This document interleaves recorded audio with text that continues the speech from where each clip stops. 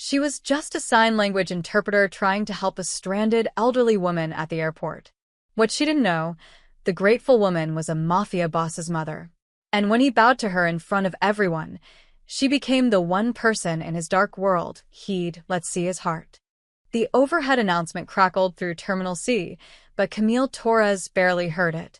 After 16 hours at a medical conference in Boston, sitting through presentations on pediatric trauma care and the latest advances in emergency sign language interpretation, all she wanted was to collapse into her own bed back in Chicago.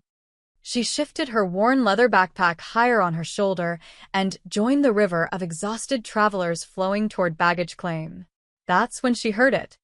Not words. Not exactly. But the sharp, desperate sound of someone in distress, a kind of frustrated whimper that cut through the airport noise like a knife. Camille's trained instincts kicked in before her tired brain could protest. She turned toward the sound. Near Gate C7, a crowd had formed a loose semicircle around the information desk. At its center stood an elderly woman, maybe 70, with silver hair pulled into a neat bun. Her hands were moving frantically, signing, Camille realized immediately, while tears of frustration streaked down her weathered cheeks. 3 airport employees stood frozen, their faces twisted in that particular expression of helpless discomfort that came from wanting to help but having no idea how. "Ma'am, please, just calm down," one of them was saying, speaking slowly and loudly, as if volume could somehow bridge the communication gap. The elderly woman's hands moved faster, more desperately. Her signs were clear, precise, Italian Sign Language with some ASL mixed in, and Camille understood every gesture. "My phone is dead. I don't know where my son is. He was supposed to meet me. Please, I just need to find my son. Please help me." But the airport staff just stared, bewildered and increasingly anxious. A few travelers had stopped to gawk. Someone was filming on their phone. No one was actually helping. Camille didn't think. She just moved. "Excuse me," she said, gently pushing through the small crowd. She stepped directly into the woman's line of sight and began signing. "Hello. My name is Camille. I can understand you. You're safe. Tell me what you need." The transformation was instant. The elderly woman's hands, which had been jerking in panicked, scattered motions, suddenly stilled. Her red-rimmed eyes locked onto Camille's face, and the relief that washed over her features was so profound that Camille felt her own throat tighten. "Oh, thank God," the woman signed, her hands trembling now with emotion rather than panic. "Thank God. I thought no one could hear me." "I can hear you," Camille signed back with a warm smile. "I hear you perfectly. Now let's figure this out together. What's your name?" Rosa. Rosa Marchesi. The woman's hands were steadier now. "My phone died on the plane. My son was supposed to meet me at arrivals, but I got confused. The terminal changed, and I couldn't ask anyone which way to go. I've been trying to find help for 20 minutes. Camille felt a flash of anger at the airport staff. 20 minutes, and not one of them had thought to grab paper and pen or call for an interpreter. But she pushed it aside. There'd be time for that conversation later. "Okay, Rosa. First, let's charge your phone. Then we'll call your son. Does that sound good?" Rosa nodded vigorously, her whole body sagging with relief. She reached out and grasped Camille's hands tightly, squeezing them with surprising strength. "Thank you," she signed when she released them. "Thank you. You're an angel." "Just someone who knows how to listen," Camille signed back, then turned to the bewildered staff. "She needs to charge her phone. Do you have a charging station nearby?" The grateful employees practically tripped over themselves, pointing the way. As Camille and Rosa walked together toward the charging kiosk, the elderly woman kept glancing at her with an expression that was part gratitude, part wonder. Her hands moved in small, conversational gestures now, the kind of casual signing that came from a lifetime of using the language. "You sign beautifully," Rosa commented. "Like a native. Are you deaf?" "No, hearing. But I work as a sign language interpreter at Chicago Memorial Hospital." It's my job to make sure people can be heard. And you do it very well. Rosa's expression turned curious. Are you married? Children? Camille smiled at the grandmotherly question. A daughter. Luna. She's 8. No husband, just us. Something shifted in Rosa's expression, a kind of recognition, a softness. A strong woman, then. Raising a child alone. That takes courage. Takes coffee and determination. Camille signed with a self-deprecating grin. But we manage. They reached the charging station, and Camille helped Rosa plug in her phone. While they waited for it to power up enough to use, Rosa pulled out a worn leather wallet and showed Camille a photograph, a much younger version of herself holding a serious-looking baby boy. My son, Rosa signed with obvious pride. Matteo. He was such a beautiful baby. Still beautiful, though he'd hate me for saying so. He'll be worried about you, Camille signed. Yes. He worries too much. About everything. Rosa's expression clouded slightly. He's very protective. Before Camille could ask what that meant, the phone chimed to life. Rosa's face brightened, and she immediately pulled up her contacts. But when she went to dial, her hands hesitated. She looked at Camille with sudden uncertainty. Could you? I can't hear if he answers. Could you make the call? Tell him where I am. Of course. Camille took the phone and dialed the contact labeled Matteo, cell. It rang twice, then a male voice answered, smooth, controlled, but with an undercurrent of tightly leashed tension. Mama? Where are you? I've been. Hi, this isn't Rosa, Camille interrupted gently. My name is Camille Torres. I'm here at the airport with your mother. She's fine, but her phone died and she couldn't find you. We're at Terminal C, near Gate 7-inch. There was a beat of silence. When the voice came back, it was different. Colder, sharper, carrying an edge that made Camille's instincts prickle. Who are you? Why do you have my mother's phone? I'm a sign language interpreter. I found your mother trying to communicate with airport staff. She needed help. Another pause, longer this time. Put her on. I need to know she's safe. She can't hear you, Camille reminded him patiently. That's why she asked me to call. Then tell her to stay exactly where she is. I'll be there in 8 minutes. Don't leave her side. It wasn't a request. It was an order, delivered with the absolute certainty of someone accustomed to being obeyed without question. We'll be here, Camille said, keeping her voice neutral. The line went dead. Camille handed the phone back to Rosa and signed. Your son is on his way. He'll be here in about 8 minutes. He sounded very worried. Rosa's expression was complicated, affection mixed with something that looked almost like resignation. Yes. Matteo is always worried. It's his nature now. Now. Camille caught the word. He wasn't always. Rosa's hands moved slowly, sadly. He was different once. When he was young. Before life taught him to be hard. Before Camille could probe further, Rosa straightened, her attention caught by something beyond Camille's shoulder. Her expression shifted to something between relief and apprehension. He's here, she signed. Camille turned and felt the air in the terminal change. The crowd was parting like the Red Sea, people instinctively stepping back without quite knowing why. A group of men in dark suits moved through the terminal with military precision, their eyes scanning constantly, their hands positioned near their jackets in a way that suggested they weren't just carrying phones. And at the center of this moving formation walked a man who made Camille's breath catch, not from attraction, but from the sheer force of presence he radiated. Matteo Marchesi was maybe 40, tall and lean, dressed in a charcoal suit that probably cost more than Camille's monthly rent. His dark hair was perfectly styled, his strong-jawed face cleanly shaven. But it was his eyes that stopped her, dark, intelligent, and absolutely devoid of softness.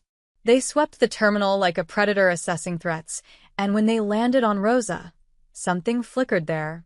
Not warmth exactly, but something. Then those eyes found Camille, and she felt herself being evaluated, categorized, analyzed in the space of a heartbeat. The entire terminal had gone quiet. People were staring, pulling out phones, whispering. Someone muttered something that sounded like, "Oh my God, is that?" Matteo reached them in seconds. He moved past Camille without acknowledgement, his attention fixed entirely on Rosa. His hands lifted, and he signed with quick, precise movements. "Mama, are you hurt? Did anyone bother you?" Rosa shook her head, her hands moving to cup her son's face. Ai fine, tesoro. "This kind woman helped me. Camille." Only then did Matteo turn to fully face Camille.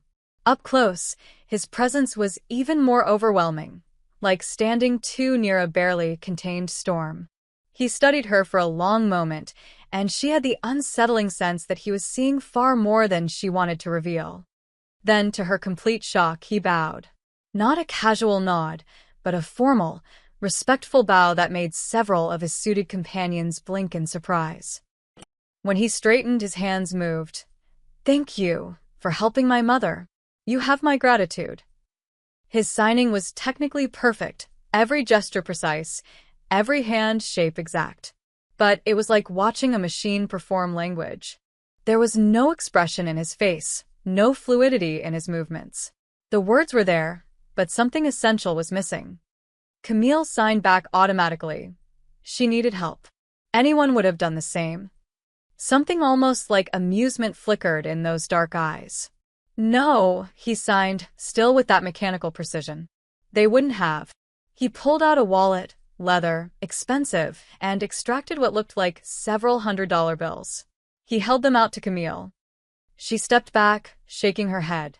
"I don't want payment. I was just helping." "Then consider it a donation to your hospital," he said aloud, his voice carrying that same controlled quality as his signing. "For their interpretation services. That's generous, but unnecessary." His eyes narrowed slightly. "I don't like being in debt." "You're not," Camille said firmly. "Your mother needed help. I helped. That's it. No debt, no payment needed." For a moment, she thought he might argue. Then Rosa's hand touched his arm, and she signed something private, something Camille couldn't quite catch. Matteo's jaw tightened, but he returned his wallet to his pocket. "Then you have my thanks," he signed again. "My mother is precious to me." He turned to guide Rosa toward the waiting cars, and Camille thought that was the end of it. A strange encounter, a good deed, now complete. Then Rosa turned back, pulling away from her son's gentle hand. She moved to Camille and clasped her hands tightly, her eyes bright with emotion. "You gave me my voice back," Rosa signed. "In a place where no one could hear me. You listened. I won't forget that." Camille squeezed her hands gently. "Take care of yourself, Rosa." As the group moved away, Matteo hovering protectively near his mother, the suited men forming a defensive perimeter, Camille became aware of the dozens of phones pointed their way, of the whispers rising like a tide around her. "Did you see that?" He bowed to her. Matteo Marchesi actually bowed. "Who is she?" "I'm posting this right now." Camille felt a chill run down her spine. Matteo Marchesi. That name meant something clearly. Something that made people stare and whisper and record. She grabbed her bag and hurried toward baggage claim, suddenly eager to get home to her normal life, to Luna's dinosaur pajamas and Mrs. Patterson's cheerful gossip and her small apartment where danger came in the form of overdue bills, not men in suits with guns. She didn't know that in helping Rosa, she'd just stepped into a world that would change everything. She didn't know that kindness sometimes came with consequences.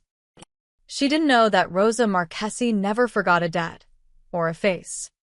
And she especially didn't know that in exactly 4 days, an envelope would arrive that would pull her back into an orbit she'd tried to escape. But she'd learn. Soon.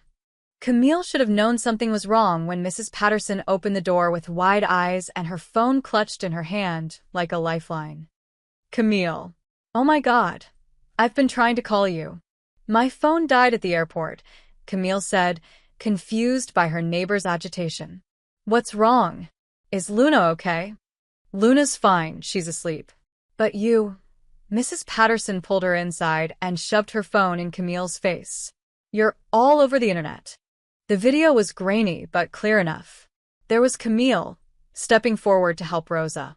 There was the crowd parting. There was Matteo Marchesi bowing to her, the moment frozen and replayed from a dozen different angles across social media. The captions made her stomach drop. Mystery woman saves Mafia boss's mother. Matteo Marchesi shows respect. Who is she? Chicago's bravest woman meets the most dangerous man. Marchesi airbows to stranger at O'Hare. Unprecedented moment caught on camera.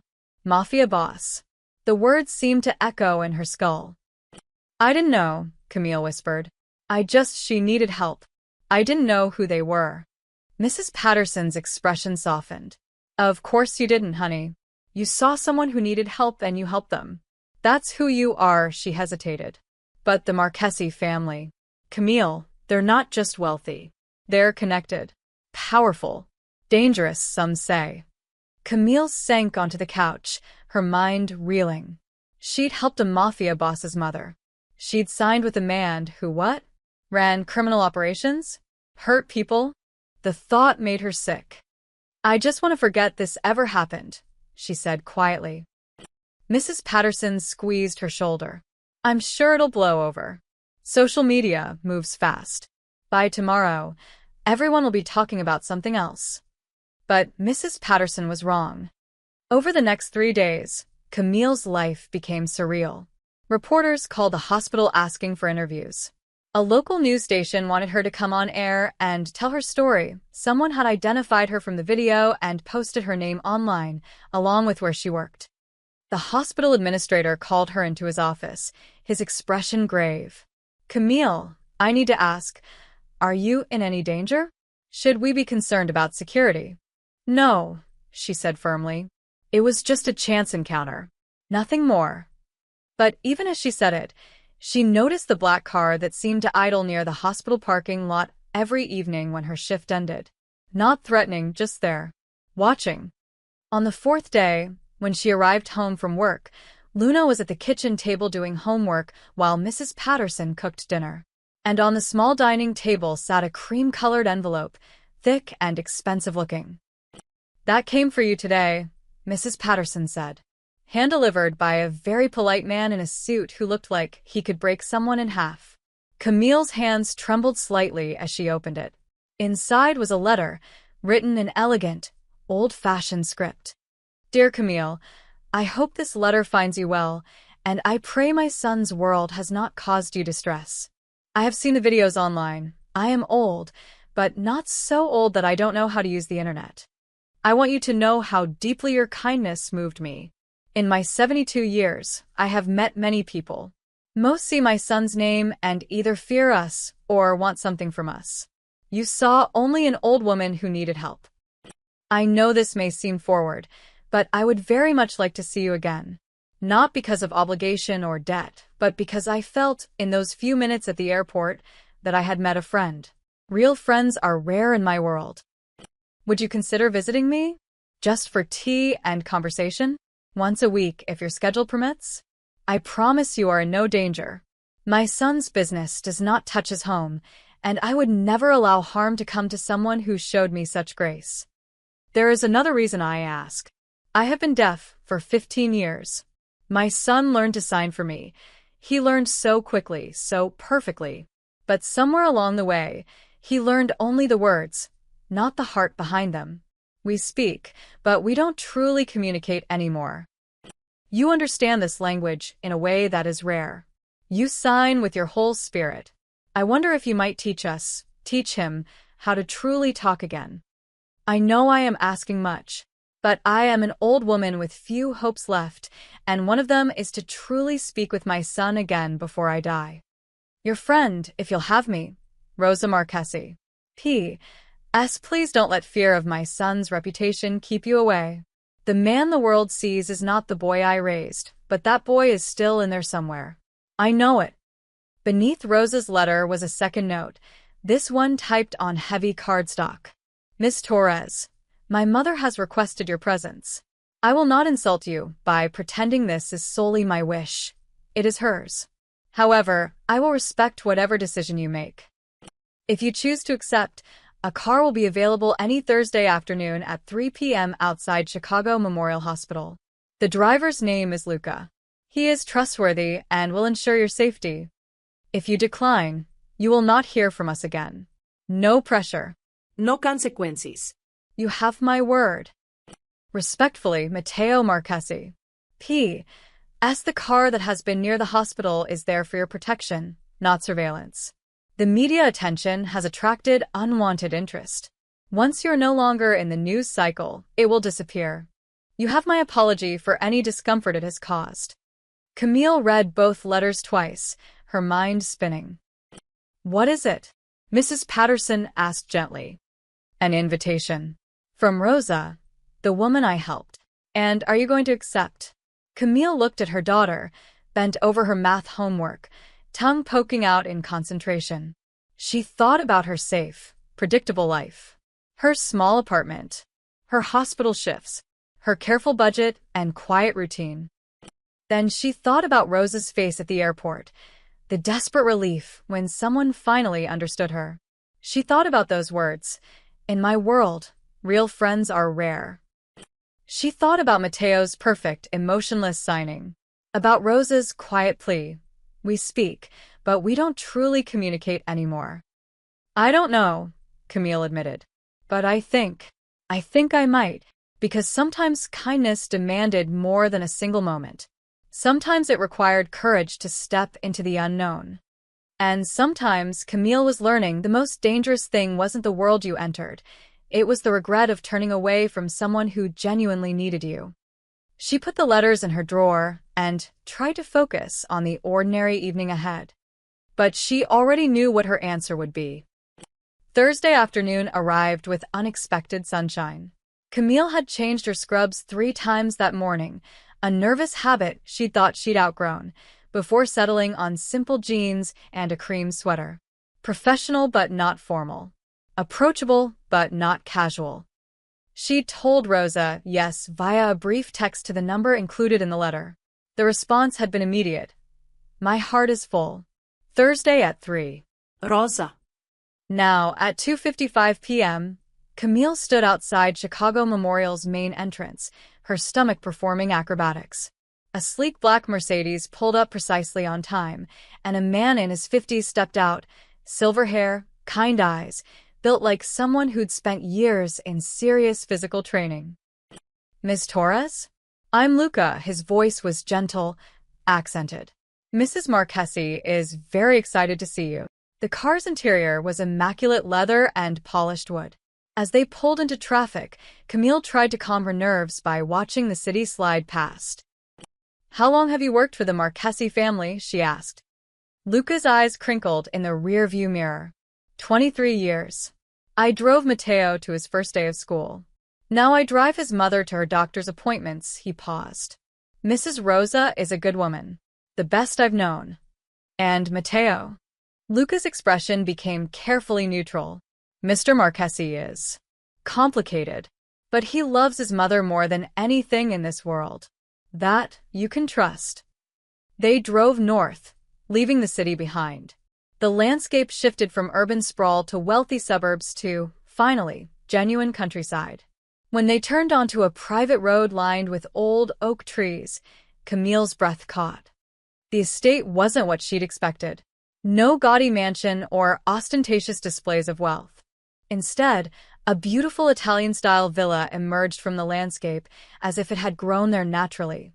Golden stone, terracotta roof tiles, climbing roses on the walls. But as they approached, Camille noticed other details. The discreet cameras, the men positioned at strategic points around the property, the heavy gates that opened smoothly at their approach. Beautiful, yes, but also a fortress. Luca pulled up to the main entrance, where Rosa stood waiting, her face alight with joy. She was dressed simply in a lavender cardigan and slacks, her silver hair loose around her shoulders. "You came," Rosa signed the moment Camille stepped from the car. "I was afraid you might change your mind."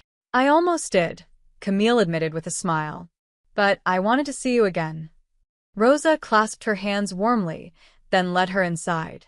The main floor was stunning, all marble and art and expensive furniture, but somehow cold, like a museum. Everything perfectly placed, nothing that spoke of actual life being lived there. My son decorated this floor, Rosa signed with a slight grimace. He thinks it's what wealthy people should have. I think it looks like a hotel. They climbed a curved staircase, and Rosa led her down a hallway to a door at the end. When she opened it, the contrast was startling. Rosa's suite exploded with warmth and color. Handmade quilts in vibrant patterns draped over furniture. Photographs covered every surface. Rosa as a young mother, a serious dark-haired boy at various ages, candid shots that captured rare smiles. Books in Italian and English were stacked everywhere. Plants crowded the windowsills. A half-finished embroidery sat on a table by the window, a garden scene rendered in meticulous detail. "This is my real home," Rosa signed. "The rest of the house is Matteo's world. This is mine." A knock sounded, and Matteo entered without waiting for an answer. He'd changed from the immaculate suit to dark slacks and a white button-down with the sleeves rolled up, still formal, but slightly less armor-like. His eyes found Camille immediately. "Ms. Torres, thank you for coming." "Thank you for the invitation," she signed back, watching his face carefully. Something flickered in his expression, surprise, maybe, that she'd signed instead of speaking. He responded in kind. "My mother has spoken of nothing else for days."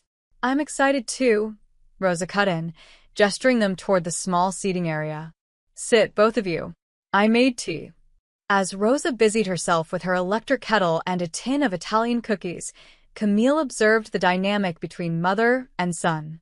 Rosa's movements were fluid, comfortable in her space. Matteo perched on the edge of an armchair like a man ready to bolt, his shoulders tight with tension. Rosa began the conversation, her hands moving expressively. "Camille, tell Matteo about your daughter." "Luna, yes? What is she like?" Camille relaxed slightly, signing about Luna's current obsession with paleontology, her determination to be the first person to discover a new dinosaur species, her absolutely terrible knock-knock jokes.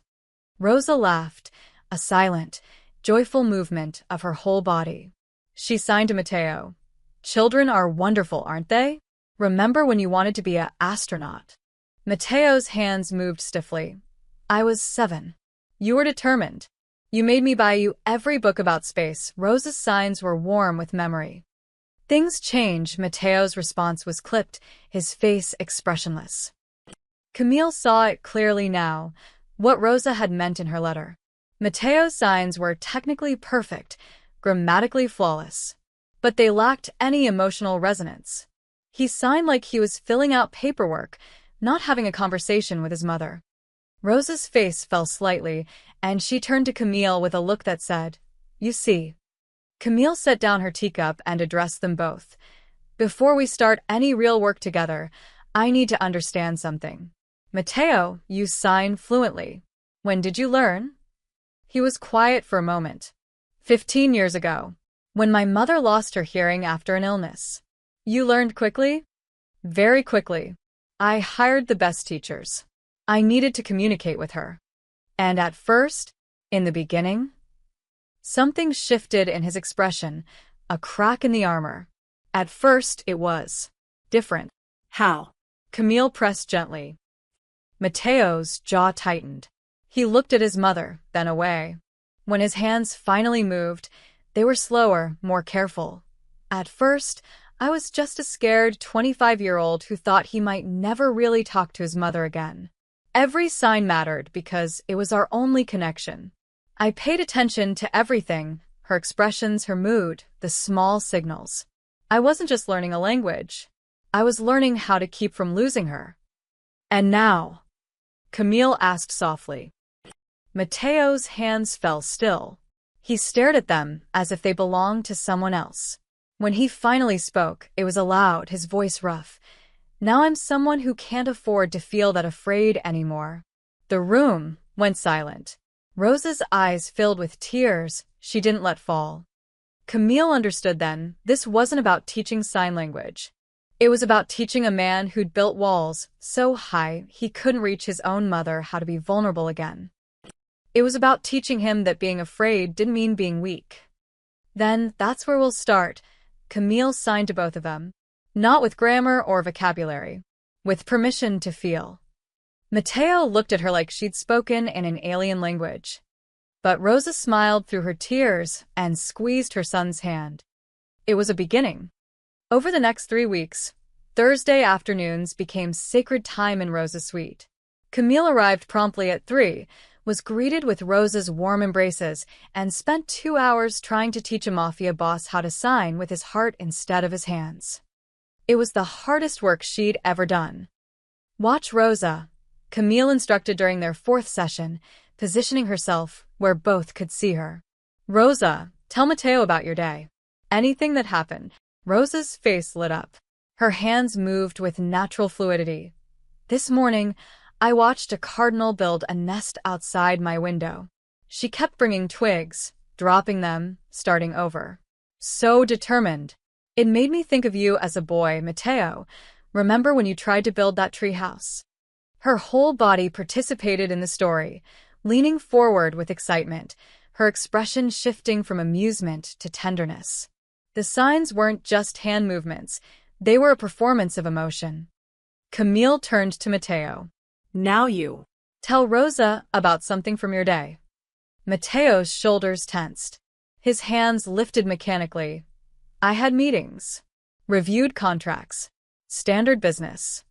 His face remained blank. His posture rigid. The words were there, but they landed like stones, heavy and lifeless. Stop, Camille signed. You're reporting, not sharing. Try again, but this time, think about how the day felt, not just what happened. I don't understand the difference, Mateo said aloud, frustration creeping into his voice. Yes, you do, Camille replied, switching to spoken English. You just won't let yourself access it. When you tell your mother about your day, you're protecting her from who you've become. You're editing yourself. Mateo's jaw clenched. Maybe she needs protecting. I'm sitting right here, Rosa signed sharply, drawing their attention. And I'm not fragile. I'm your mother. I want to know my son, not the mask he wears for the world. Something dangerous flashed in Mateo's eyes. Pain, quickly buried. He stood abruptly. I need air. He left the room without another word, the door closing with controlled precision that somehow felt worse than a slam. Rosa's hands trembled as she signed to Camille. You see? He runs. Every time we get close to something real, he runs. He's not running from you, Camille signed gently. He's running from himself. From feeling. Whatever he does in his business, it requires him to be hard, controlled, unfeeling. He's afraid if he opens up here, even a little, he won't be able to close it again. But that's no way to live, Rosa signed, tears tracking down her weathered cheeks. That's just existing. Surviving. He's already lost so much, his father, his innocence, his softness. I can't lose him too, even though he stands right in front of me. Camille moved to sit beside Rosa, taking her hand. We'll get through to him. But it might get harder before it gets easier. 20 minutes later, Mateo returned. His hair was windblown, his composure reestablished. He sat down without apology or explanation. Again, he said simply, his hands moving. Let's try again. This time, Camille changed tactics. Tell me about the treehouse Rosa mentioned. What do you remember? Mateo's hands hesitated. For a moment, Camille thought he'd refuse. Then, slowly, his fingers began to move. I was 9. I found plans in a library book and decided I would build it myself. No help. It took me 3 weeks of hitting my thumb with hammers and dropping wood and starting over. His signing was still controlled, but Camille noticed something.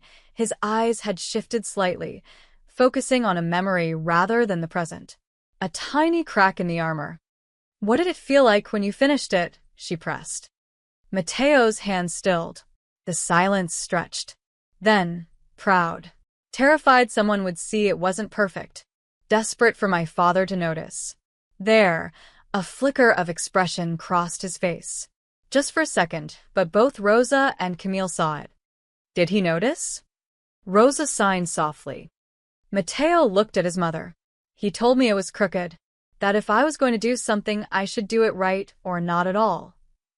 The pain in those words, even signed with restraint, was palpable. But I loved that treehouse, Rosa signed, her own expression full of fierce protectiveness. I used to bring you lunch up there. You'd sit in your crooked treehouse like a king in his castle, and you were so happy. For just a moment, Mateo's face softened. His hands moved with something almost like warmth. I remember. You made sandwiches cut into triangles because I said they tasted better that way. They did taste better, Rosa signed back, smiling through her tears.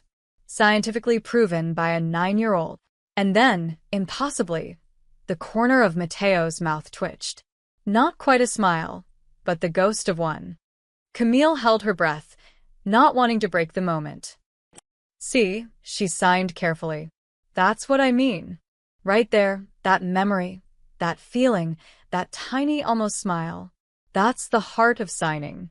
That's what your mother wants to see. Mateo's expression shuddered again, the moment passing. But something had shifted. The fortress had a crack in it, hairline thin but real. This is hard, he signed, and for the first time, his hand showed real emotion, frustration, vulnerability, exhaustion. I know, Camille signed back. But hard doesn't mean impossible.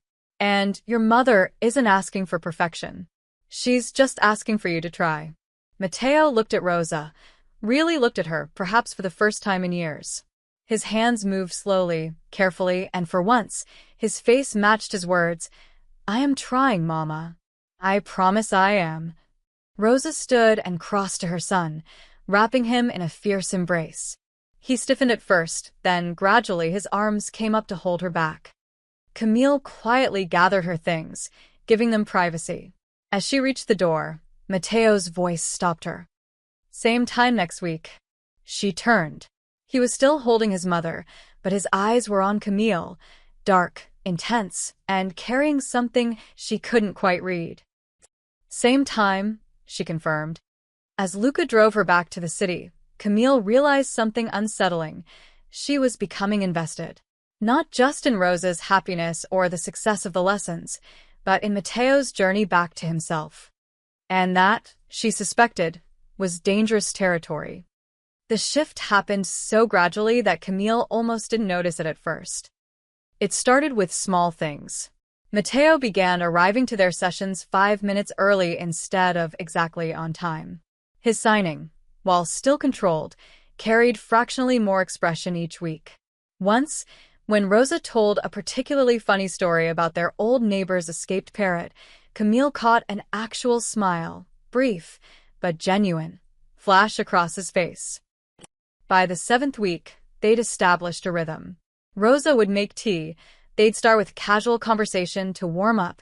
Then Camille would give them exercises designed to build emotional connection rather than technical skill. Today, Camille announced during their 8th session, we're going to try something different. Rosa, I want you to tell Mateo something you've never told him before. Something real. Something that matters. Rosa's hands fluttered nervously. Like what?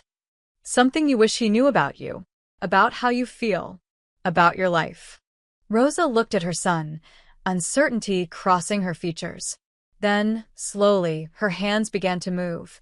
When your father died, I thought I would die too. Not from grief, though there was plenty of that, but from loneliness. Your father and I talked about everything. When he was gone, I realized I hadn't just lost my husband. I'd lost the only person who really knew me. Mateo's posture went rigid, but his eyes stayed fixed on his mother's hands. Rosa continued, Then I lost my hearing, and I thought this is it. Now I'll be completely alone. But you learned to sign for me, and I was so grateful. Except she paused, her hands trembling.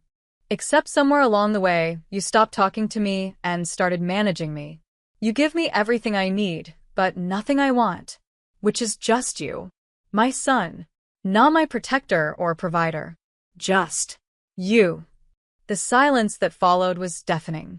Mateo stared at his hands as if they'd betrayed him. I didn't know, he said aloud, his voice rough. I thought. Sign it, Camille instructed gently. Whatever you're feeling right now, sign it. Mateo's hands lifted slowly. I thought keeping you safe meant keeping distance.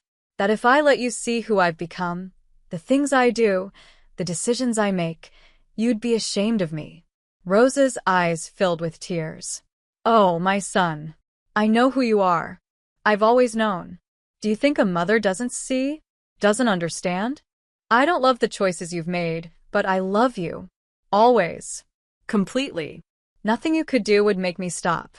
How can you say that? Mateo signed, and for the first time, his face showed raw emotion, anguish, disbelief, desperate hope. You don't know everything. The things I've done. I don't need to know everything. Rosa cut him off, her signs fierce. I need to know you're still in there. That my boy, my soft-hearted boy who cried over injured birds and built crooked treehouses, is still alive somewhere under all that armor. Mateo's hands dropped. He stood abruptly, walking to the window, his back to them. His shoulders shook once, just once, and Camille realized with shock that Mateo Marchesi, the man who commanded fear with a glance, was crying. Rosa moved to him immediately, wrapping her arms around her son from behind. She was so much smaller than him, but in that moment, she was the strong one. Camille stood quietly, preparing to leave them alone. But Mateo turned, and through his tears, he signed something that made Rosa sob. I'm so tired, Mama. I'm so tired of being this person. But I don't know how to be anyone else anymore. Then let me help you remember. Rosa signed back. Let us help you. You don't have to do this alone. Camille slipped out of the room, closing the door softly behind her. She stood in the hallway, her own eyes damp, and tried to collect herself. You're good at this. She jumped. Luca stood at the end of the hallway, his expression knowing. At what? At reaching the unreachable, he moved closer, his voice low. I've worked for this family since Mateo was 17. I watched his father turn a smart, sensitive boy into something hard and cold. I watched him lose himself piece by piece. In 2 months, you've done what no one else could. You've reminded him he's still human. I'm just teaching sign language, Camille protested weakly. No, Luca said firmly. You're teaching them how to love each other again. That's far more dangerous and far more valuable. Before Camille could respond, her phone buzzed. A text from Luna's school. Luna has a fever. Please pick her up from the nurse's office. Camille's heart sank. I have to go. Luna's sick. I'll drive you. No, I can take a cab. Mrs. Rosa would have my head if I let you cab back to the city when your daughter needs you. Come. During the drive, Camille called Mrs. Patterson to let her know she'd be home soon. As they hit city traffic, Luca glanced at her in the mirror. May I give you some advice, Miss Torres? Of course. Be careful. Not of Mateo. He would never hurt you. But of caring too much. This family, he paused, choosing words carefully. They pull people into their orbit, and it's hard to escape the gravity once you're caught. I'm not caught, Camille said. I'm just helping. Luca smiled sadly. That's what they all say at first. When they pulled up to Luna's school, Camille thanked Luca and hurried inside. Luna looked miserable, her forehead warm with fever, her usual energy depleted. Mama, she whimpered. I don't feel good. I know, baby. Let's get you home. As Camille carried her daughter to catch a cab, supporting Luna's weight against her hip, she thought about what Luca had said. About orbits and gravity and being pulled into something you couldn't escape. She thought about Mateo's tears, about Rosa's fierce love, about the way she'd started looking forward to Thursdays with an intensity that had nothing to do with professional duty. And she realized, with a mixture of excitement and dread, that Luca was right. She was already caught. The question was, did she want to break free? Or was she exactly where she was meant to be? Luna's fever broke by morning, but Camille kept her home from school anyway. They spent Friday curled on the couch in their small apartment, Luna dozing between episodes of her favorite dinosaur documentary, while Camille caught up on laundry and bills. This was her real life. Not elegant villas or emotional breakthroughs with complicated men. This was stained carpet that no amount of scrubbing would fully clean, a refrigerator held shut with duct tape because the seal had broken months ago, and a daughter who needed her completely. Nga. Luna's voice was still scratchy from her fever. Where do you go on Thursdays? Camille folded a pair of small jeans. I visit a friend, an elderly woman who's deaf, like some of the patients I help at the hospital. Does she have grandkids? No, sweetheart. Just a grown son. Luna considered this. That's sad. Everyone should have grandkids. Mrs. Patterson says grandkids are what make getting old worth it. Camille smiled. Mrs. Patterson says a lot of things. Is your friend lonely? The question caught Camille off guard. She thought about Rosa's suite, that explosion of color and life in an otherwise cold house. About how Rosa's face lit up every Thursday when Camille arrived. Yeah, baby. I think she is. Luna sat up, her expression serious despite her flushed cheeks. Then I'm glad you visit her. You always tell me that being kind is the most important thing, even when it's hard. Camille pulled her daughter close, breathing in the sweaty, sick smell of her hair. When did you get so wise? I've always been wise. You just don't listen because I'm 8-inch. That weekend, Camille tried to focus on the ordinary rhythms of her life. Saturday morning meant grocery shopping, carefully calculating every item, putting back the name-brand cereal Luna wanted because the generic was $2 cheaper. It meant explaining again why they couldn't afford the new backpack shaped like a dinosaur, watching Luna's face try not to show disappointment. Sunday meant church with Mrs. Patterson, then an afternoon at the Free Museum, then meal prep for the week ahead, chicken and rice stretched across 5 dinners, lunches packed in worn containers. This was the world she understood. The world where she was in control, where the rules were clear. Work hard, budget carefully, protect your daughter, build a good life from limited resources. But Thursday kept creeping into her thoughts. She found herself wondering if Mateo had practiced the exercises she'd left them, whether Rosa was okay, whether that crack they'd opened in Mateo's armor had sealed back up or widened. Monday at the hospital, her supervisor pulled her aside. Camille, we've had another request for you specifically. Oh. She was used to patients requesting her. She'd built a reputation as one of the most skilled interpreters on staff. From a private client. Excellent pay, triple your hourly rate. They want you to come to their home twice a week for family interpretation sessions.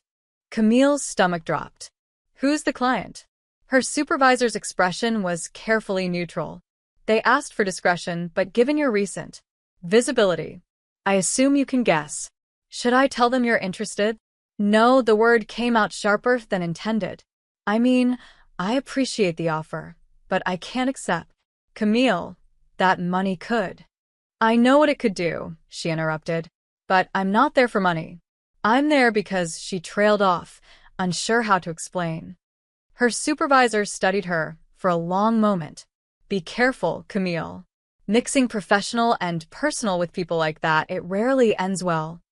The warning stayed with her all week. Wednesday night, she got a text from an unknown number. This is Mateo. My mother wanted me to tell you that she's very excited for tomorrow. Also, she's been practicing the feeling exercises on me constantly. I'm not sure whether to thank you or demand hazard pay. Despite herself, Camille smiled. She could picture Rosa enthusiastically making Mateo practice emotional expression at breakfast, during their evening tea, whenever she could corner him. She typed back, that means she's taking it seriously. How are you finding it? The response took several minutes. Uncomfortable. Necessary. Strange. All of the above. That's good. Growth is supposed to be uncomfortable. Spoken like someone who teaches for a living then, my mother also asked me to tell you that if you ever need anything at all, you only have to ask. She considers you family now. Camille stared at that last sentence for a long time. Family. The word carried weight in any context, but from Rosa Marchesi, from this world Camille barely understood, it felt like both a gift and a warning. She didn't respond. Thursday morning, Luna bounced back to full health, insisted on wearing her dinosaur shirt to school, and gave Camille an extra tight hug at drop-off. "Visit your friend today?" she asked. "Yes, baby. Tell her I said hi, and that if she ever wants to meet a real-life kid, I'm available." Camille laughed. "I'll let her know." At 2:55, she stood outside the hospital, watching the black Mercedes approach.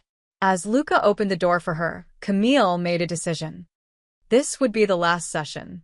She'd help Rosa and Matteo through one more lesson, then she'd step back, return to her real life, to the world where she belonged, where the rules made sense, where caring for people didn't come with armed guards and whispered warnings. She'd tell them today. It was the responsible thing to do, the safe thing. As the car pulled away from the hospital, Camille repeated this decision like a mantra. She'd tell them today. She absolutely would. She had to. Luna's fever broke by morning, but Camille kept her home from school anyway. They spent Friday curled on the couch in their small apartment, Luna dozing between episodes of her favorite dinosaur documentary, while Camille caught up on laundry and bills. This was her real life. Not elegant villas or emotional breakthroughs with complicated men. This was stained carpet that no amount of scrubbing would fully clean, a refrigerator held shut with duct tape because the seal had broken months ago, and a daughter who needed her completely. Nana. Luna's voice was still scratchy from her fever. "Where do you go on Thursdays?" Camille folded a pair of small jeans. "I visit a friend, an elderly woman who's deaf, like some of the patients I help at the hospital." "Does she have grandkids?" No, sweetheart. "Just a grown son." Luna considered this. "That's sad. Everyone should have grandkids." "Mrs. Patterson says grandkids are what make getting old worth it." Camille smiled. "Mrs. Patterson says a lot of things. Is your friend lonely?" The question caught Camille off guard.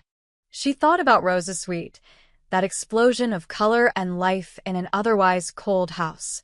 About how Rosa's face lit up every Thursday when Camille arrived. "Yeah, baby. I think she is." Luna sat up, her expression serious despite her flushed cheeks. "Then I'm glad you visit her. You always tell me that being kind is the most important thing, even when it's hard."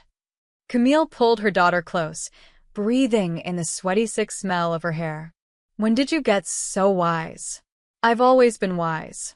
You just don't listen because I'm 8-inch. That weekend, Camille tried to focus on the ordinary rhythms of her life. Saturday morning meant grocery shopping, carefully calculating every item, putting back the name-brand cereal Luna wanted because the generic was $2 cheaper. It meant explaining again why they couldn't afford the new backpack, shaped like a dinosaur, watching Luna's face try not to show disappointment. Sunday meant church with Mrs. Patterson, then an afternoon at the Free Museum, then meal prep for the week ahead, chicken and rice stretched across 5 dinners, lunches packed in worn containers. This was the world she understood. The world where she was in control, where the rules were clear. Work hard, budget carefully, protect your daughter, build a good life from limited resources. But Thursday kept creeping into her thoughts. She found herself wondering if Matteo had practiced the exercises she'd left them, whether Rosa was okay, whether that crack they'd opened in Matteo's armor had sealed back up or widened. Monday at the hospital, her supervisor pulled her aside. "Camille, we've had another request for you specifically." "Oh." She was used to patients requesting her. She'd built a reputation as one of the most skilled interpreters on staff. "From a private client. Excellent pay. Triple your hourly rate. They want you to come to their home twice a week for family interpretation sessions." Camille's stomach dropped. "Who's the client?" Her supervisor's expression was carefully neutral. "They asked for discretion, but given your recent visibility, I assume you can guess. Should I tell them you're interested?" "No." The word came out sharper than intended. "I mean, I appreciate the offer, but I can't accept." "Camille, that money could." "I know what it could do," she interrupted. But I'm not there for money. I'm there because she trailed off, unsure how to explain. Her supervisor studied her for a long moment. Be careful, Camille. Mixing professional and personal with people like that, it rarely ends well. The warning stayed with her all week. Wednesday night, she got a text from an unknown number. This is Mateo. My mother wanted me to tell you that she's very excited for tomorrow. Also, she's been practicing the feeling exercises on me constantly. I'm not sure whether to thank you or demand hazard pay. Despite herself, Camille smiled. She could picture Rosa enthusiastically making Mateo practice emotional expression at breakfast, during their evening tea, whenever she could corner him. She typed back, "That means she's taking it seriously. How are you finding it? Tell her I said hi, and that if she ever wants to meet a real-life kid, I'm available." Camille laughed. I'll let her know. At 2:55, she stood outside the hospital, watching the black Mercedes approach. As Luca opened the door for her, Camille made a decision. This would be the last session. She'd help Rosa and Mateo through one more lesson, then she'd step back, return to her real life, to the world where she belonged, where the rules made sense, where caring for people didn't come with armed guards and whispered warnings. She'd tell them today. It was the responsible thing to do, the safe thing. As the car pulled away from the hospital, Camille repeated this decision like a mantra. She'd tell them today. She absolutely would. She had to. Camille never got the chance to end things. When she arrived at the estate, something was wrong. The guards at the gate were doubled. Men in dark suits spoke urgently into earpieces. The usual calm efficiency had been replaced with controlled tension. Luca's jaw was tight as they drove up. There's been a situation. Mrs. Rosa insisted you still come, but Mr. Marchesi may not be available for the session. What kind of situation? The kind I can't discuss, Miss Torres. I'm sorry. Rosa met her at the door, and Camille was shocked by the change. The elderly woman's face was drawn with worry, her hands trembling as she signed. Thank you for coming. I wasn't sure you would, with all this chaos. What's happening? Rosa led her upstairs quickly, glancing over her shoulder. Once inside her suite with the door closed, she sank into her chair and signed. There are people, bad people, who think Mateo is weak because he's been spending time with family instead of business. They're wrong, but perception is reality in his world. Someone made a move last night, challenged his authority. Is he okay? Physically, yes. But Rosa's hands faltered. He's had to be the man I hate most today. Cold, ruthless, making decisions that will haunt him later. And he's doing it to protect me, to protect this small piece we've found. Camille felt ice in her stomach. This was the reality she'd been avoiding, that Mateo's softness at home had to be balanced by hardness everywhere else. That every moment of vulnerability he allowed himself here might cost him something out there. Maybe I should go, she signed. I don't want to add to the stress. No. Rosa's hands moved sharply. You're the only thing keeping him human right now. Please stay. Even if he doesn't come today, stay with me. I need. She stopped, her composure cracking. I need someone who sees me as more than a liability to be protected. So Camille stayed. She and Rosa had tea in weighted silence, making small talk that felt hollow. An hour passed. Then another. At 5:30, the door opened. Mateo stood in the doorway, and Camille barely recognized him. His suit was immaculate, his hair perfect, his face a mask of cold control. But his eyes were dead. Whatever he'd done today had cost him, and it showed in the way he held himself, like a man carrying invisible weight. You're still here, he signed to Camille, his movements mechanical again, all the progress lost. Your mother asked me to stay. That was kind of you. The words were right, but empty. He looked at Rosa. Mama, it's handled. You're safe. At what cost? Rosa signed, her face anguished. The necessary one, his expression didn't change. I should let you two continue. I have calls to make. Mateo, wait. Rosa started, but he was already turning away. Stop, Camille said aloud, surprising herself with the sharpness in her voice. Mateo froze. Slowly turned back. Sit down, she said. Not a request, a command. Right now. Something flickered in those dead eyes. Surprise, maybe, that someone was ordering him around in his own house. For a moment, she thought he'd refuse. Then, mechanically, he Saturday. Tell me what you're feeling, Camille signed. Nothing. I'm not feeling anything. That's a lie. You're feeling everything and shutting it all down because that's how you survive. But you can't do that here. This is the one place you get to be human. So tell me, what are you actually feeling? Mateo's jaw clenched. His hands didn't move. Rosa reached across and placed her hand on her son's knee. Please, Tesoro. We're not the world. We're family. Something broke. Camille saw it happen the exact moment the dam cracked. Mateo's hands lifted slowly, shaking. I'm feeling like a monster. Like my father. Like everything you raised me not to be. What happened? Rosa sighed gently. I can't tell you. I won't put that on you. Then tell me how it made you feel.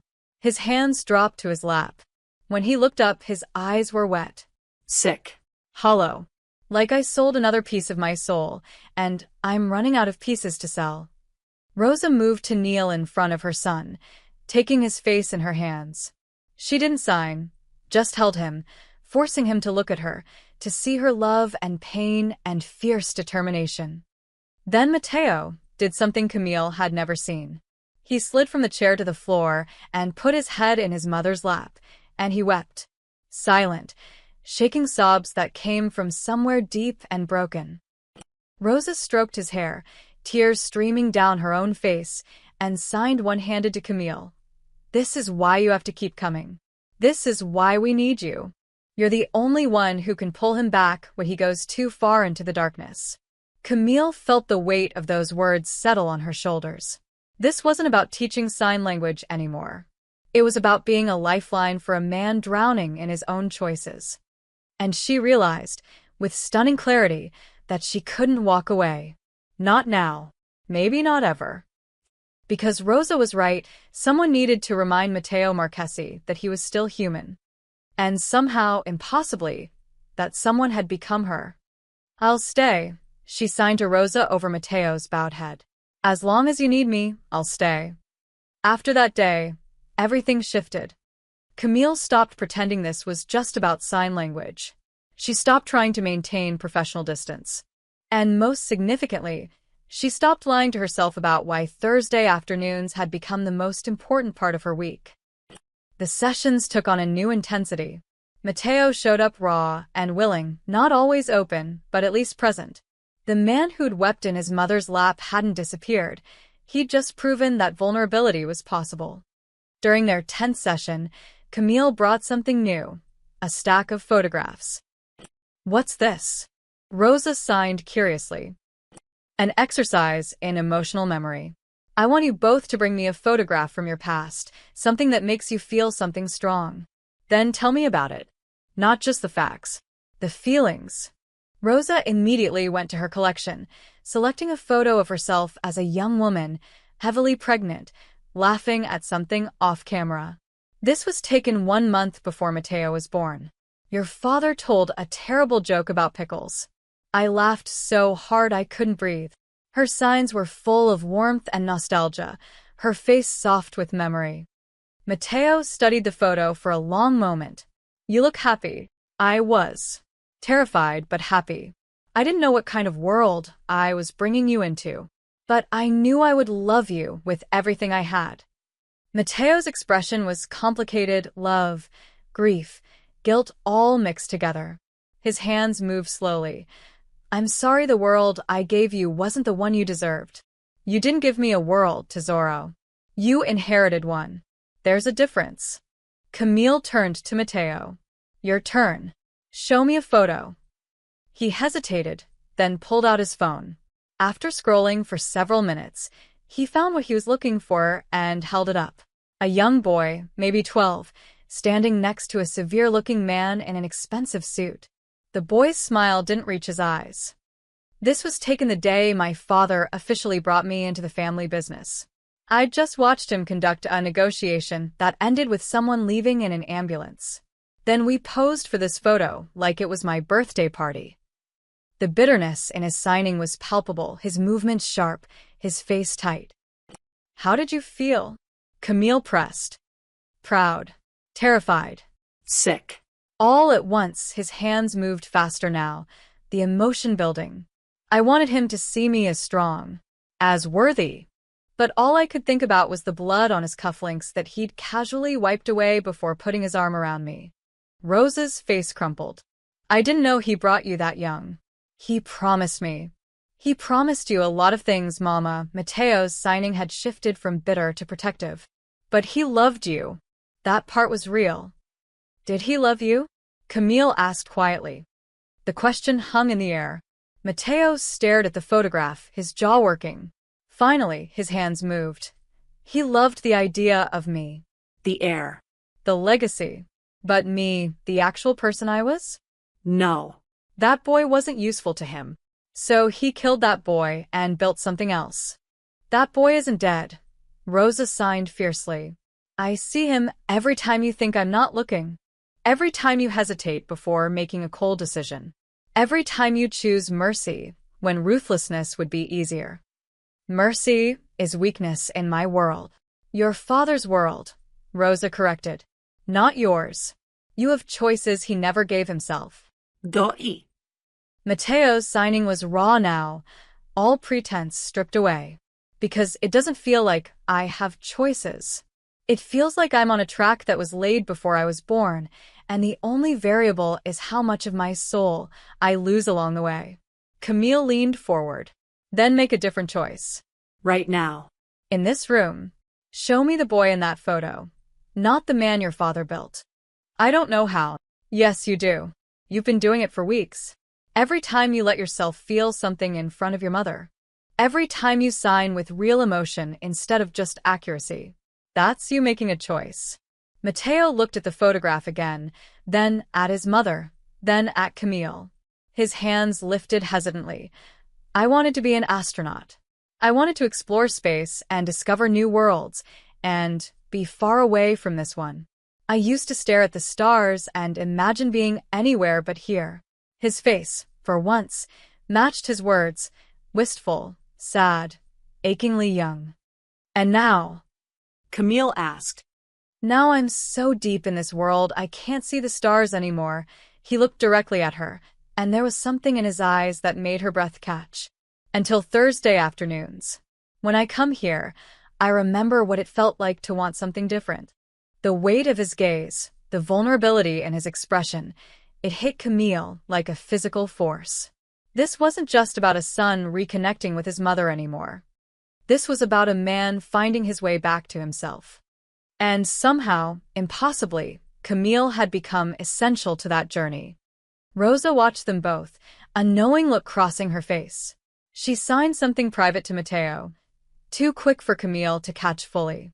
Whatever it was made Matteo's eyes widen slightly before he looked away. Again, Camille signed, redirecting before the moment became too heavy. Tell me more about the boy who wanted to be an astronaut. And for the next hour, Matteo talked about dreams he'd buried so deep he'd forgotten they existed. About the books he'd read as a child, the telescope his mother had bought him, the notebook where he'd drawn elaborate plans for spaceships. Rosa cried quietly, hearing these stories for the first time in decades. And Camille realized she was witnessing something rare and precious, a man learning to feel again, one painful memory at a time. The call came at 11:47 p.m. on a Tuesday. Camille was already asleep, exhausted from a double shift at the hospital. When her phone buzzed, she fumbled for it in the dark, her first panicked thought always Luna. But it was an unknown number. She almost didn't answer. Hello. Her voice was thick with sleep. Miss Torres, this is Luca. His voice was tight, urgent. I'm sorry to call so late, but Mrs. Rosa is asking for you.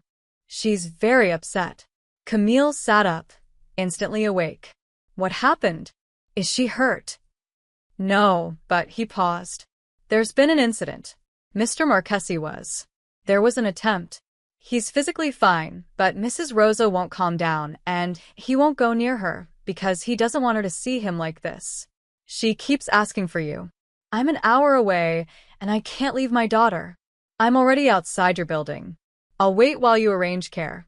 Please, Ms. Torres. She needs you.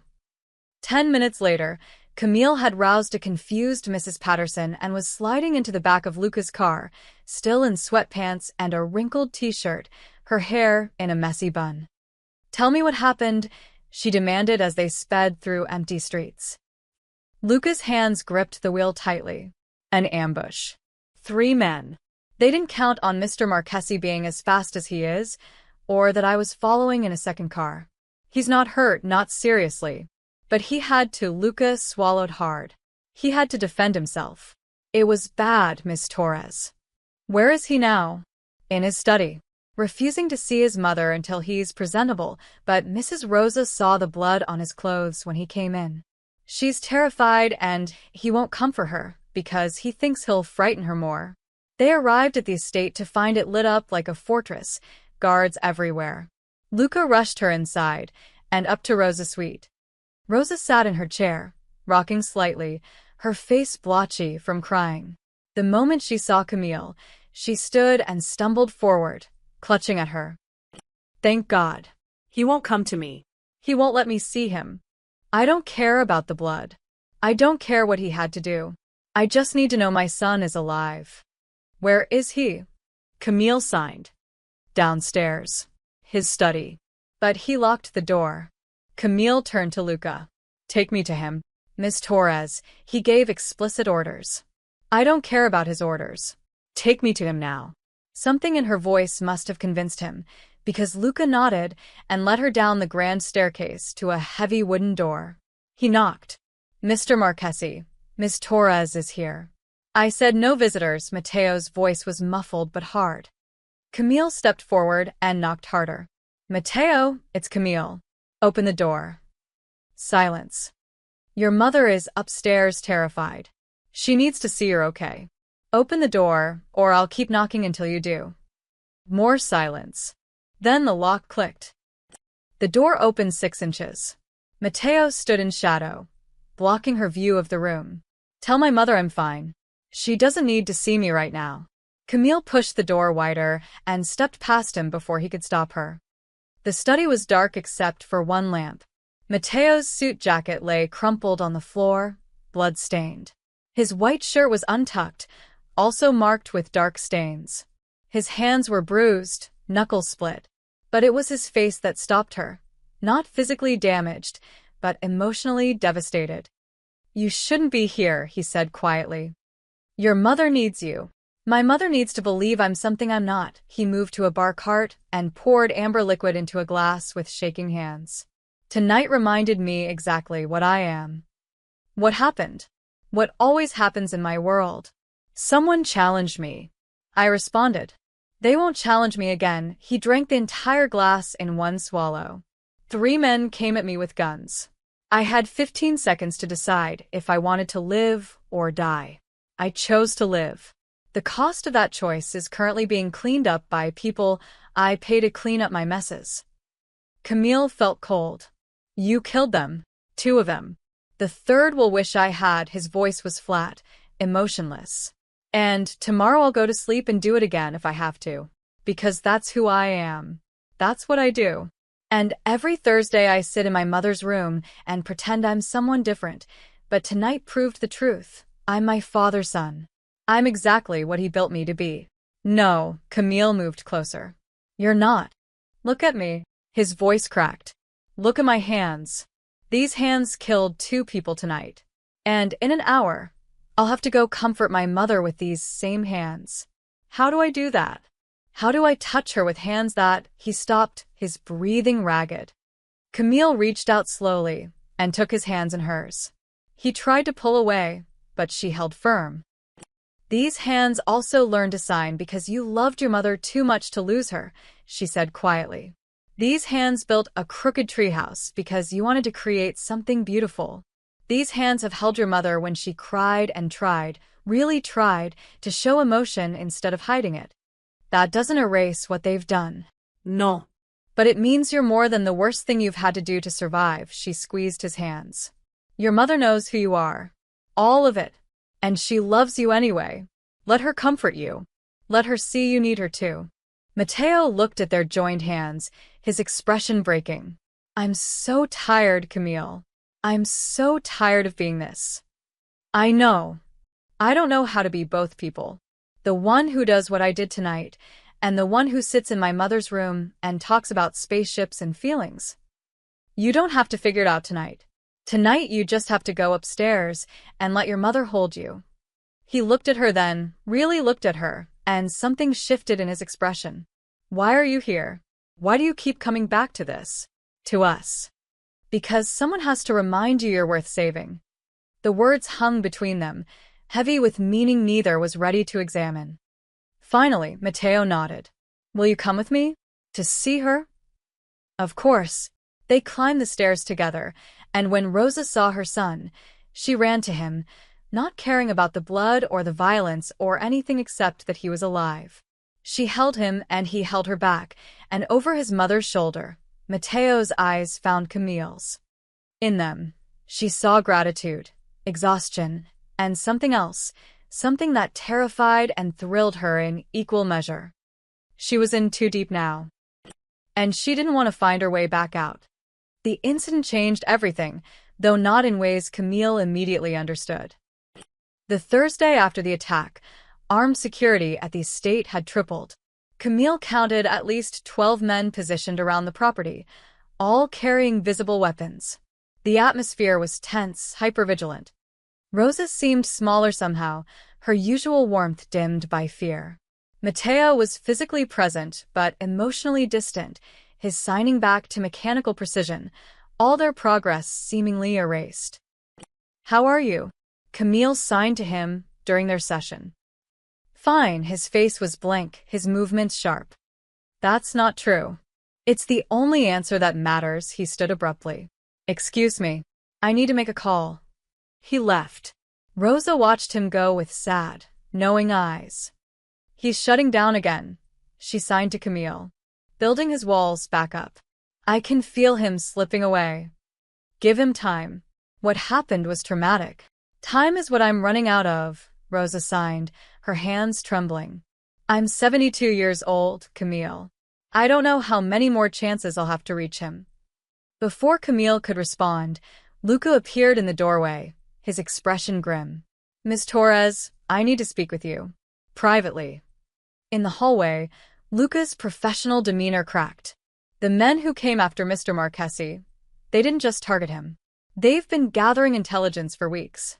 About his operations, his properties, his vulnerabilities. What does that have to do with me? Luca's jaw tightened. They have photographs of you, arriving here every Thursday. They know your name, where you work, where you live. They know about Luna. The floor seemed to tilt beneath her. What? They're mapping his emotional connections, looking for pressure points. You've become visible to his enemies. But we're not. Camille couldn't finish the sentence. It doesn't matter what you are or aren't, Luca said gently. It matters what you appear to be. A woman who comes every week, who he lets into his mother's private suite, who he called personally the night of the attack. In this world, that's enough. Are we in danger? Luna and I. Mr. Marchesi has assigned protection. There's been a man watching your building since Tuesday. You probably haven't noticed him, but he's there. Camille felt sick. I didn't ask for this. I know. But you stepped into this family's orbit, and now you're caught in their gravity. Luca's expression was sympathetic. Mr. Marchesi is meeting with his advisors today. They're going to suggest you stop coming. For your safety and his mother's peace of mind. Does Rosa know? Not yet. He's trying to find a way to tell her. That evening, Camille's phone rang as she was putting Luna to bed. Mateo's number. Hello. Miss Torres, his voice was formal, distant. I need to speak with you. Not on the phone. Can you meet me tomorrow? There's a cafe near your hospital, Rossetti's. 2 p.m. This is about me stopping the sessions. A pause. Yes. Then tell me now. Don't make me wait. Camille, her name, not Miss Torres, and his voice cracked slightly on it. Please. Let me do this in person. You deserve that much. Against her better judgment, she agreed. Rossetti's was a small Italian cafe with red-checked tablecloths and the smell of fresh bread. Matteo sat in the back corner, 2 untouched espressos on the table. He looked exhausted, the lines around his eyes deeper than she remembered. You ordered for me, she noted, sliding into the seat across from him. I remember how you take your coffee. From those first sessions with my mother, he paused. I remember everything about those afternoons. Matteo. Let me say this before I lose the courage. He leaned forward, his voice low and urgent. You've been followed. Photographed. My enemies know about you, which means they know you matter. And in my world, anything that matters becomes a target. Luca told me. Then you understand why I'm asking you to stop coming. For your safety. For Luna's safety. He stopped, his jaw working. For my mother's peace of mind. If something happened to you because of us, it would destroy her.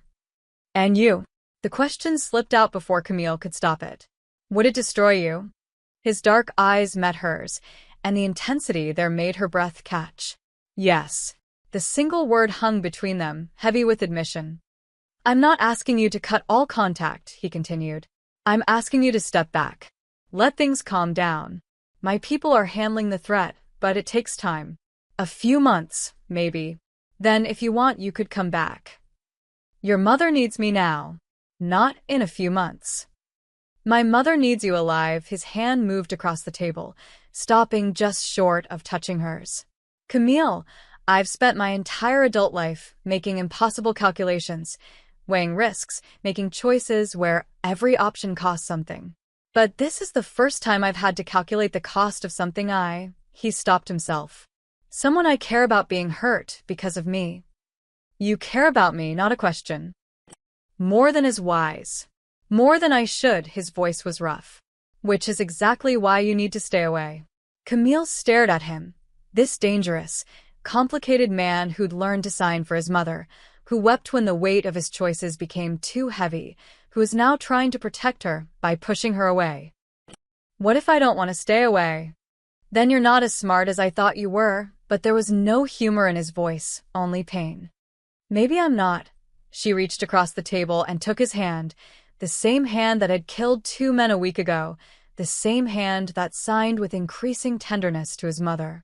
Maybe caring about people means accepting risks.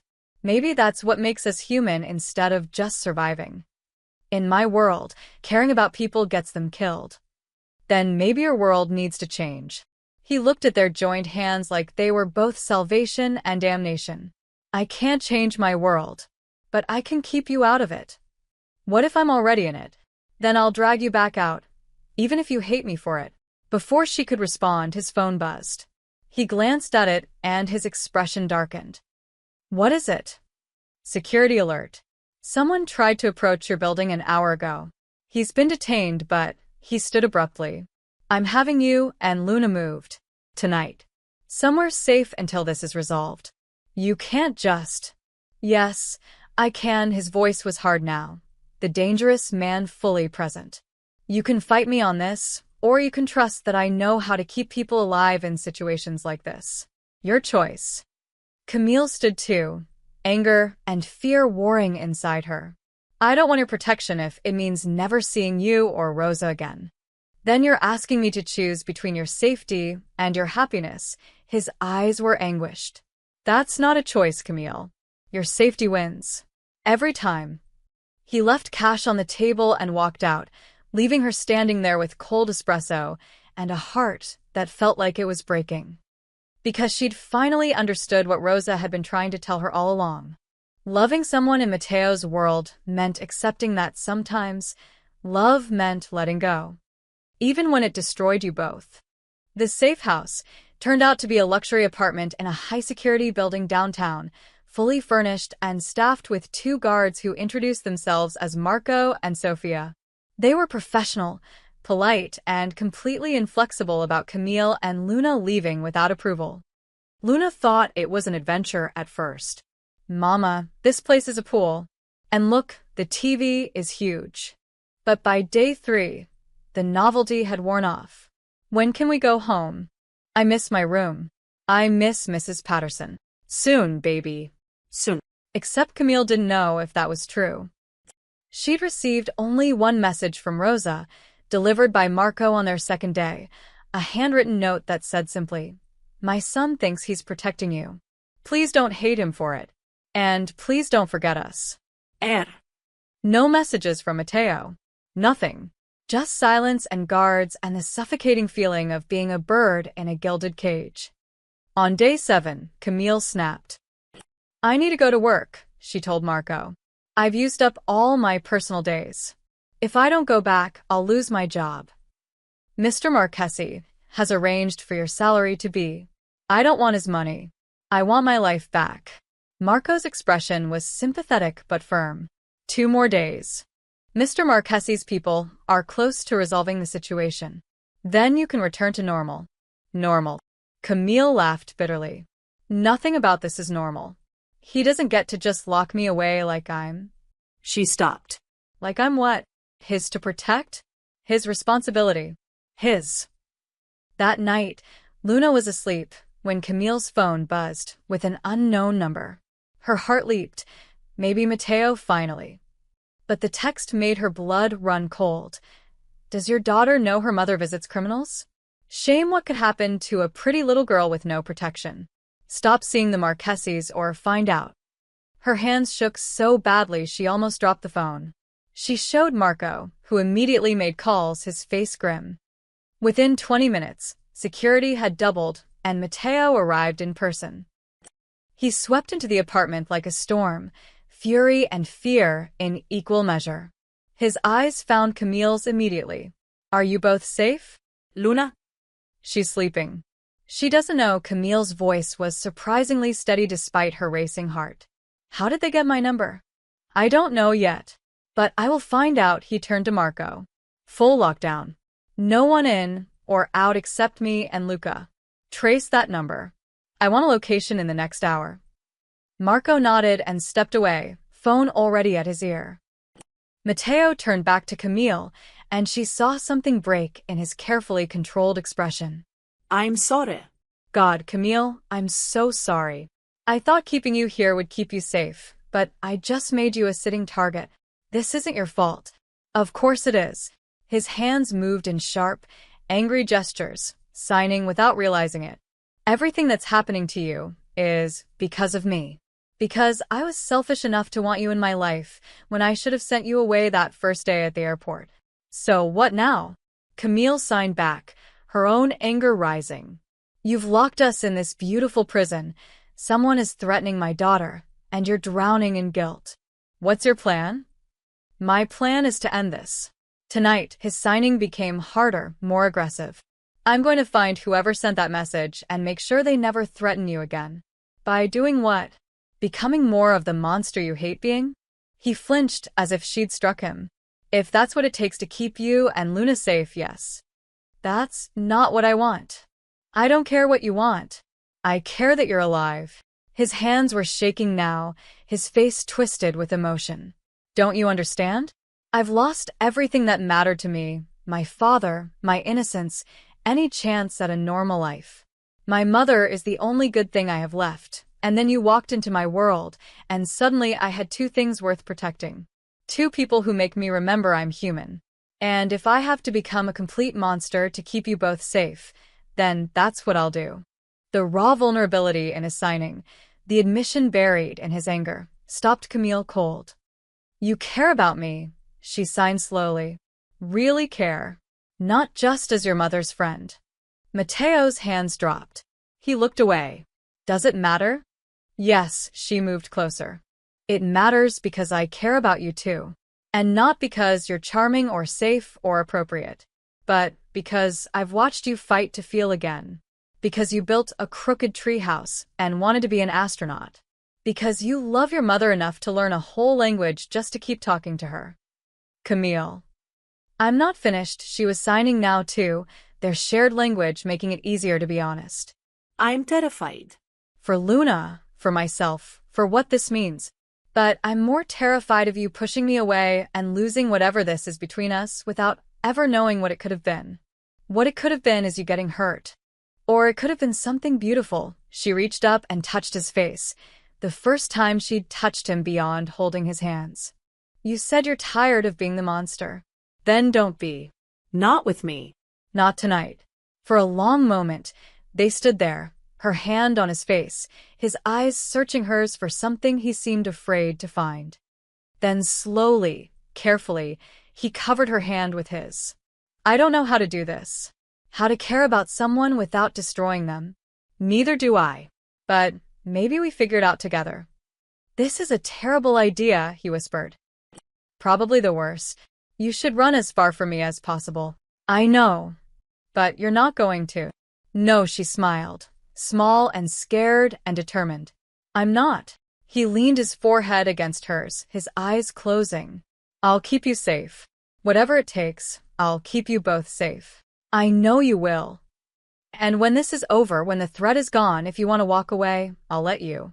No arguments. What if I don't want to walk away? He pulled back to look at her, something like hope flickering in his dark eyes. Then I'll spend the rest of my life trying to deserve you. She didn't know who moved first. Maybe both of them. But suddenly his lips were on hers, gentle and desperate at once, and she was kissing him back, pouring all her fear and hope and impossible feelings into this one perfect, terrible moment. When they finally pulled apart, Matteo touched his forehead to hers again. I need to go handle this, but I'm coming back. And then we're going to figure this out. All of it. Promise. Promise. He kissed her once more, then left, his security team closing ranks around him. Camille stood alone in the quiet apartment and realized something. She'd fallen in love with a man who lived in darkness. But maybe, just maybe, she could be the light that helped him find his way home. 3 weeks later, Camille stood in Rosa's suite, sunlight streaming through the windows she'd come to know so well. The threat had been eliminated. Matteo had been characteristically vague about details, and Camille had decided she didn't need to know. What mattered was that Luna was safe, they were home, and the shadows that had followed them were gone. But the sessions had remained suspended. Matteo had insisted on waiting until everything was truly settled, until he was certain there would be no retaliation, no lingering danger. Today was their first session back. Rosa couldn't stop touching Camille's face, her hands, reassuring herself that Camille was real and safe. I thought I'd lost you. Both of you, you and my son. He was so far gone during those weeks. So cold. I watched him disappear again. But I'm here now, Camille signed. And so is he. As if summoned, Matteo appeared in the doorway. He looked different, still serious, still carrying that aura of controlled power, but something had softened. His eyes went to Camille immediately, and the warmth there made her heart skip. Hello, he signed, and even that simple word carried more emotion than it had months ago. Hello, she signed back, smiling. Rosa looked between them, and her face broke into a knowing grin. Oh. When did this? How did I miss? Matteo's ears turned red. Mama. Don't you mama me. You think your mother is blind? Rosa was signing so fast with excitement that her hands blurred. How long has this been happening? 3 weeks, Camille admitted. Since the night of the threat. But we wanted to wait until things were stable before telling me that my son finally found someone worth fighting his demons for? Rosa pulled them both into a fierce hug, laughing silently. This is the best news. The best. My stubborn, broken son finally letting himself love someone. Mama, we're taking it slow, Matteo protested. Slow? Rosa released them and signed with exaggerated disbelief. You're 40 years old. I want grandchildren before I'm 80. Matteo looked mortified. Camille laughed out loud. You already have a grandchild, she signed. Luna wants to meet you. If that's okay. Rosa's hands flew to her heart. You would let me meet her? Truly. She asks about you constantly. About the nice lady mama visits, she made you a drawing of a dinosaur. Rosa's eyes filled with happy tears. I would love nothing more. They settled into their usual spots, but the dynamic had shifted. There was ease now, comfort. Mateo sat closer to Camille than before, their shoulders occasionally brushing. So, Camille signed. Let's see what you remember. Rosa, tell Mateo about your week. Rosa's hands moved with her characteristic expressiveness. I finished my embroidery. I read 3 books. I terrorized my son by repeatedly asking when he's going to make an honest woman of you. Mga. Mateo's signing was sharp with embarrassment, but his face was smiling. Really, genuinely smiling. What? I'm old. I'm allowed to be pushy. Rosa turned to Camille conspiratorially. He's been different these past weeks. Lighter. He smiles at his phone when he thinks I'm not looking. Rosa, Camille started. Don't Rosa me. I'm right. My son is in love, and it shows. Mateo's hands moved slowly, deliberately, his eyes on Camille. Yes, I am. The simple admission, signed with his whole heart, made Camille's breath catch. And you? Rosa signed to Camille. How do you feel about my impossible son? Camille looked at Mateo, this complicated, dangerous, tender man who'd learned to sign for his mother, who'd protected her and Luna at great cost, who was still learning to feel after years of numbness. I love him, she signed, even though it's terrifying and complicated and probably crazy. The best love usually is. Rosa signed wisely. Your father and I, we were impossible too. But we made it work because we chose each other every day, even when it was hard. Mateo reached across and took Camille's hand. I'm still learning how to do this. How to be someone who can love without destroying. I'll make mistakes. We both will. Camille signed with her free hand. But we'll figure out together. Rosa watched them, her expression soft with joy. This is what I wanted. Not perfect signing. Not flawless technique. This, 2 people who care about each other, communicating with their whole hearts.